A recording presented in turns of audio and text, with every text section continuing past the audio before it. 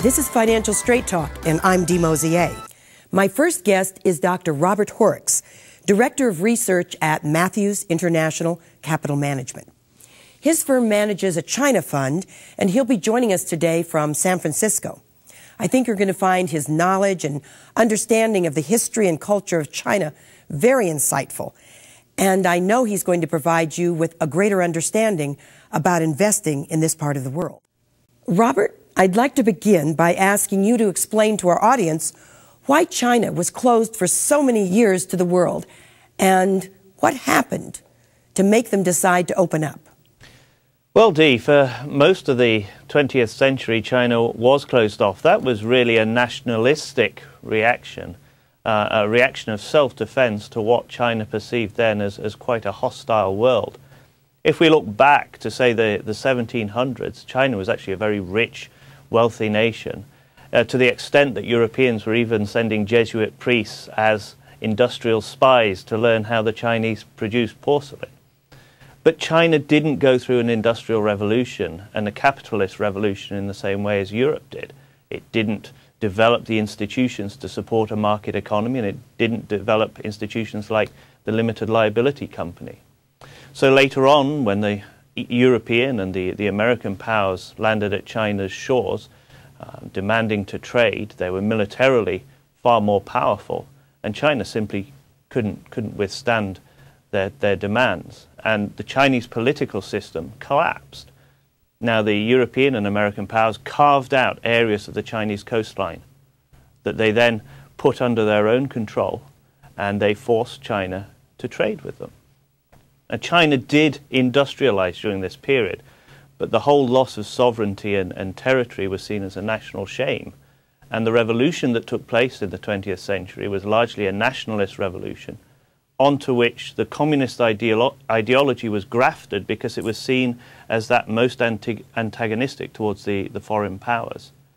Now, from that point on, China went through a series of missteps, and it had some horrible economic and political tragedies that took place under the communist regime, until in the late 70s and the 80s, they realized that they had to pursue more market-oriented policies.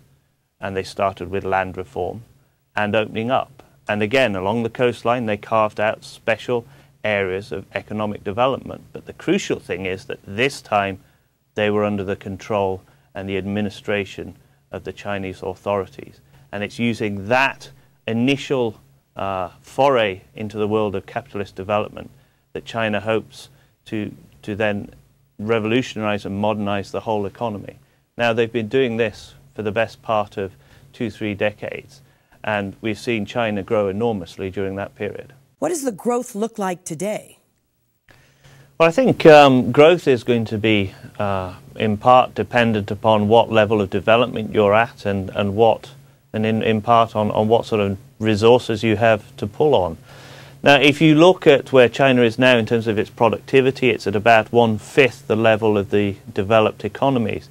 And when South Korea was at that similar sort of level, it was generating GDP growth between 7.5% and 11%, that sort of range. That's roughly what we've been seeing China deliver. And so I have a lot of confidence that China can deliver those sorts of growth rates going forwards. They also have, remember, a terrific education system. It's a very literate country, and they also have very strong abilities in some of the technical skills like engineering. So there is a pool of skilled workers as well. So there really isn't, I think, a near-term cap on the speed at which China can grow. Now, Robert, do you have a feeling about the type of growth that we'll see in the future?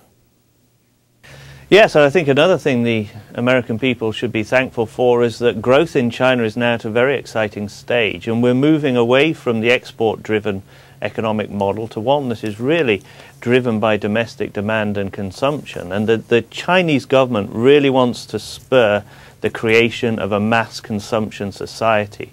And that means reforming the financial system, encouraging people to buy their own homes, encouraging people to take auto loans, encouraging people to consume more and spend more, which makes China a massive market for goods from all over the world. And China is already on a yearly basis creating as much US dollar value in new consumption as the US is. So from a businessman's perspective, it's already a very attractive place to be getting involved in, and that will only grow over time. Is the U.S. in danger of losing their #1 spot in the global economy? Well, I think ultimately China will be a bigger economy. I don't think anybody doubts that. U.S. still has a role to play, though. I mean, U.S. has been one of the most innovative economies. It's also been a global standard bearer for the free market and for open trade between countries, and the U.S. mustn't lose sight of that. I think the US has a massive role to play in terms of keeping that reform program going. Robert, how can Americans take advantage of China's growth? I think the first thing that Americans have to do to take advantage of China's growth is just realize the size of the opportunity. We're talking about, for China, this is a country that will probably take account for almost a third of the future growth of the world over the next few years. When you look at China's position in international benchmarks or the international indices, it's tiny. If you look at how much money people have in China or Asia as a whole as part of their portfolios, it's tiny. And I think that's the first key thing that people have to do, is just realize the scale of the opportunity. Now, you then have to look at your own risk profile and what you want to achieve from your investments. But then mutual funds are an excellent way. If you need to add to your portfolio, if you want to do it on a single country basis in terms of China, look at single country funds. And I would say try and find a fund manager who has experience in these markets, because they are markets where experience and stock picking and knowledge counts for a lot. I'd like to thank our guests for joining us in today's discussion, and I'd like to thank you at home for tuning in. Please join us again next week as we continue discussing China's investment opportunities. I'm Dee Mosier, and this has been Financial Straight Talk.